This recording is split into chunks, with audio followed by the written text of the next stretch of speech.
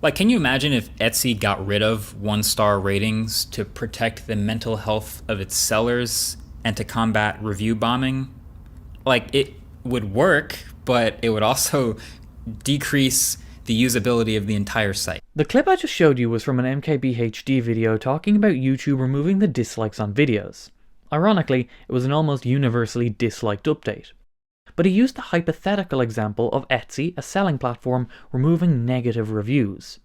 And unfortunately, we don't have to use our imaginations with Reverb, a platform for selling music gear owned by Etsy. TLDR, Reverb, the music gear selling platform, allows you to remove negative reviews if you give a refund.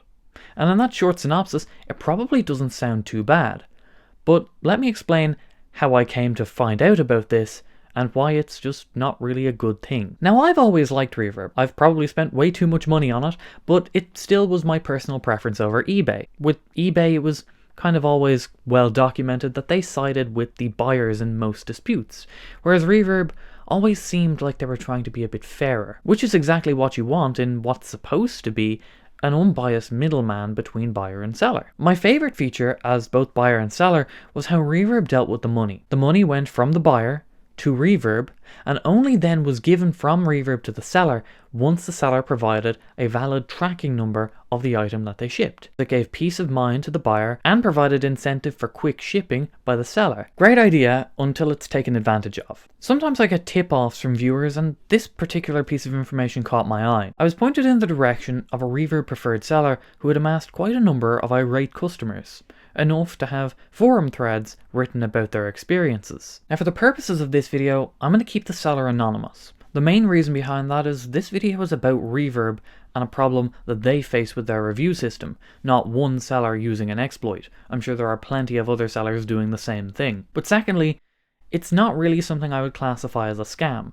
If the accusations are true, there's certainly lying going on, but people are getting what they paid for, just eventually. So what you need to know first is that Reverb doesn't allow dropshipping.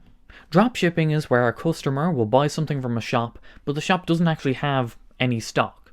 They then pass that order on to the manufacturer or distributor, and the distributor or manufacturer ships directly to the customer. There's nothing inherently wrong about dropshipping, but it can add time to the shipping, and that's why Reverb doesn't allow it on the site. So if it's not allowed on Reverb, and you're doing it, you can't let customers know that you're doing it.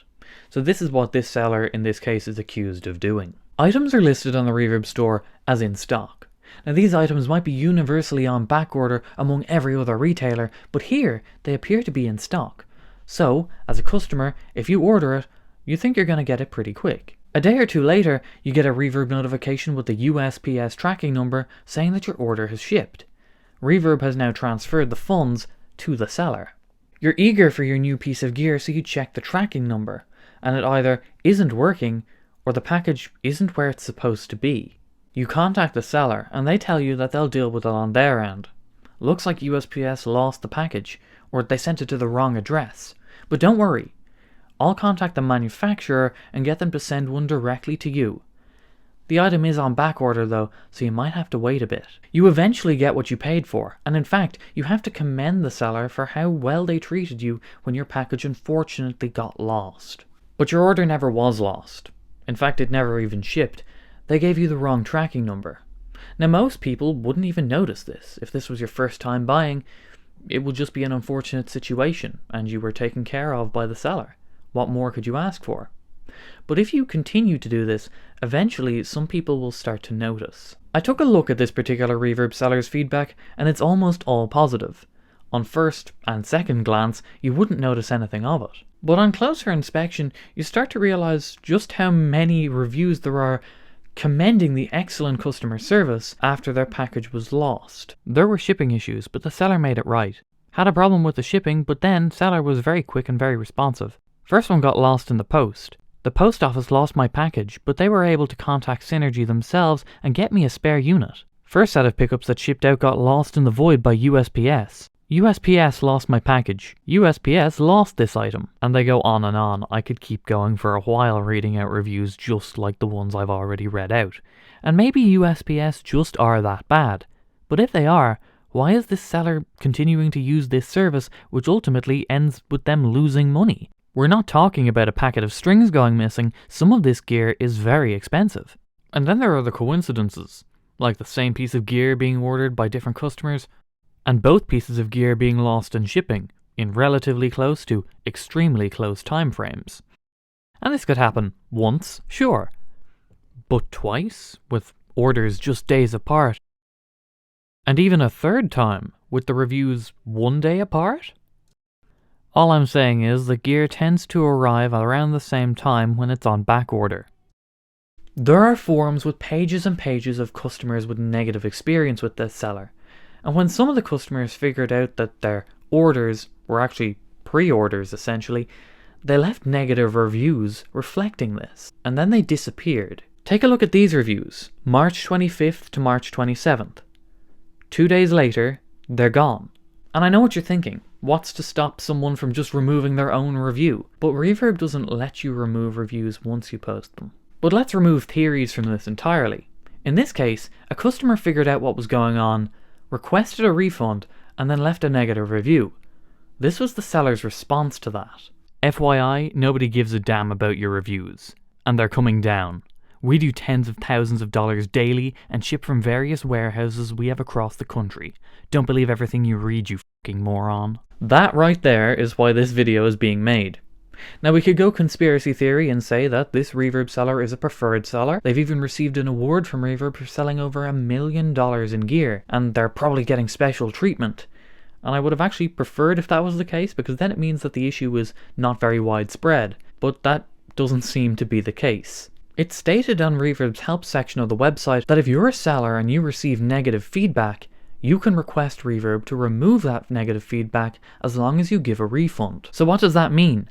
Well, it means that you just won't see any fully negative reviews on Reverb. I think it's safe to assume that the vast majority of the worst customer experiences will end with a refund. If you then allow the deletion of reviews in these situations, that's a massive flaw.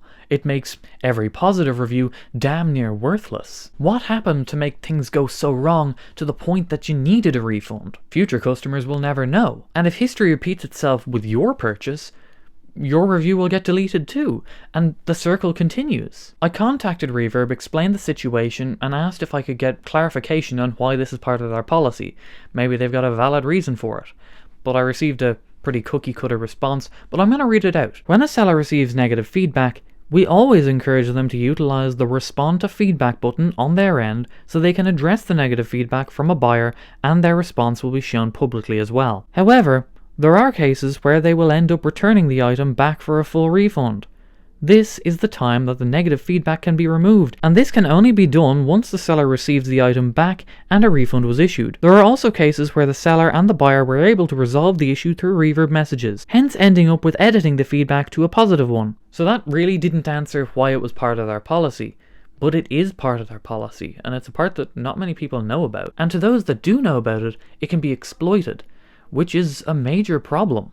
As I said previously, it makes the existing feedback, even 5 stars worth of it, essentially worthless. So, that's the video. Thank you for watching. If you enjoyed it, leave a like. If you didn't, leave a now defunct dislike. And I'll see you next time. Bye bye.